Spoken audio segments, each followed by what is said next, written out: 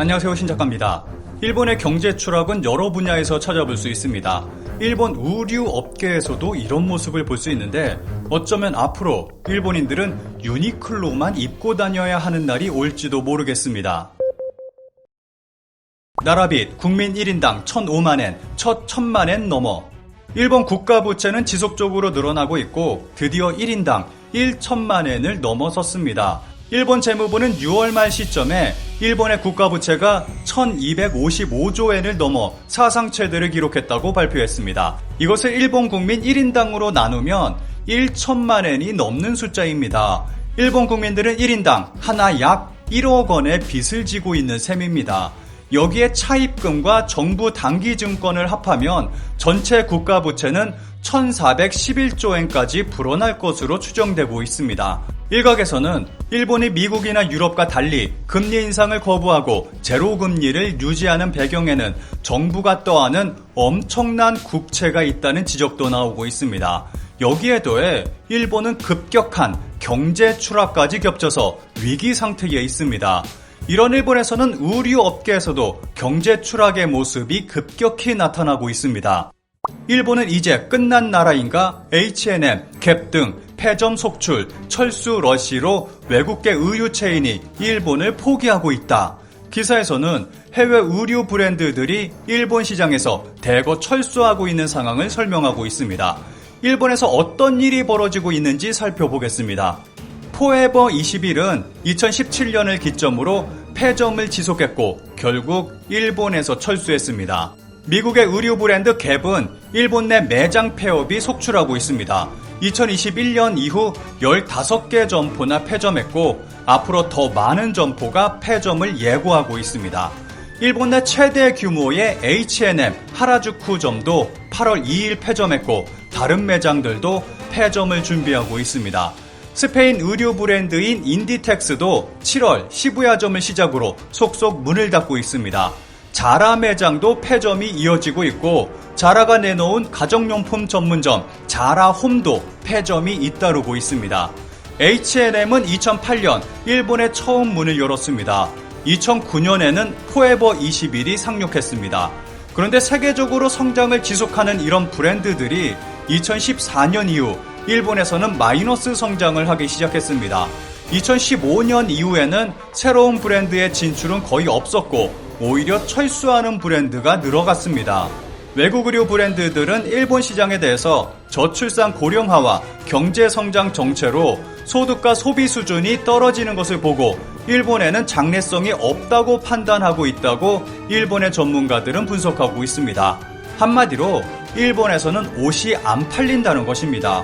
일본 시장이 처음부터 이랬던 것은 아닙니다. H&M이 들어오기 이전인 2007년까지 메이저 해외 의류 브랜드는 갭과 인디텍스에 불과했고 일본 내 총 매출도 957억엔과 1000억엔 정도였습니다. 그런데 2008년 H&M, 2009년 포에버 21이 일본에 상륙하면서 패스트 패션 붐이 일었고 2009년에는 1316억엔, 2011년에는 1600억엔으로 시장의 급격한 성장이 이루어지면서 2015년에는 2670억엔으로까지 확대됐습니다. 보시는 이미지는 연도별 일본 내 해외 의류 브랜드의 상황을 나타내는 표입니다.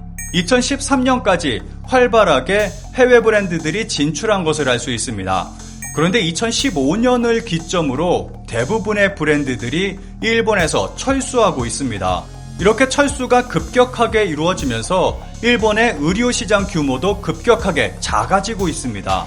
일본에서는 패스트 패션의 인기가 겨우 2년 정도였고 이후에는 지금까지 설명한 것처럼 시장 축소로 이어지고 있습니다.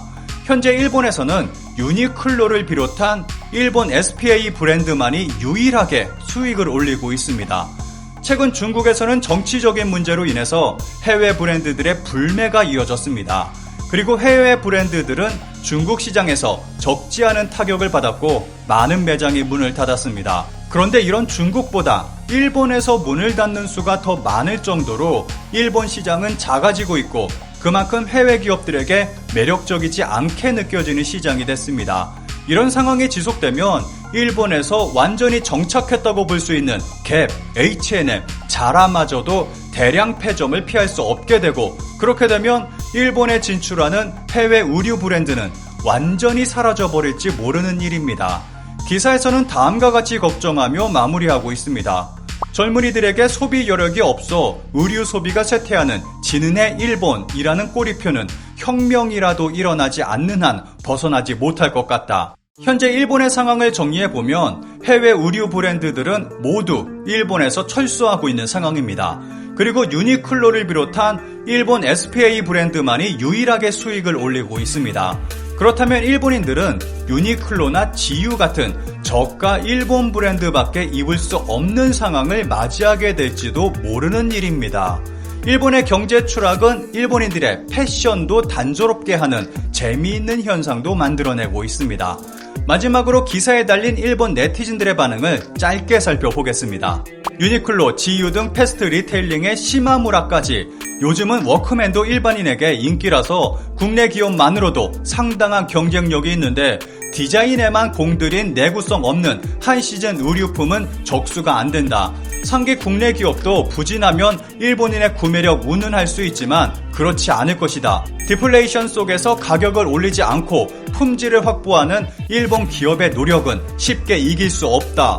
패스트 패션이라고 해도 나도 구입하는 유니클로 옷에 대해서 말하면 유행을 신경 쓰지 않으면 나름 오랜 기간 입을 수 있다. 그만한 품질에 도달했고 디자인 자체도 유행을 초월한 스탠다드한 것들이 많기 때문에 사람들 시선이 별로 신경 쓰이지 않는다. H&M이나 갭의 경우 가격은 유니클로 이상이지만 품질은 분명히 떨어지고 디자인에서도 특별한 점이 전혀 없다. 시마무라 수준까지 가격이 떨어지면 모를까 이들 브랜드를 살 생각은 들지 않는다.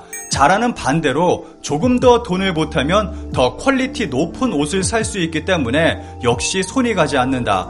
최근 일본은 끝났다는 이야기에 무슨 일이든 결부시키려는 풍조가 있는데 H&M이나 갭이 철수하는 것의 문제는 일본이 아니라 그들 자신에게 있다.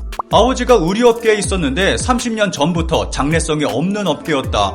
해외 브랜드 철수는 오히려 국내 업체에는 기회가 아닐까? 일본은 다시 한번 내수와 국내 생산 증가로 눈을 돌려야 한다고 생각한다. 인바운드 편중, 해외 투자 편중을 한번 멈춰서 재검토해야 한다. H&M이나 갭은 그다지 디자인이 일본인용이 아닌 것이 많은 것 같다. H&M은 가끔 있지만 사고 싶은 게 별로 없다.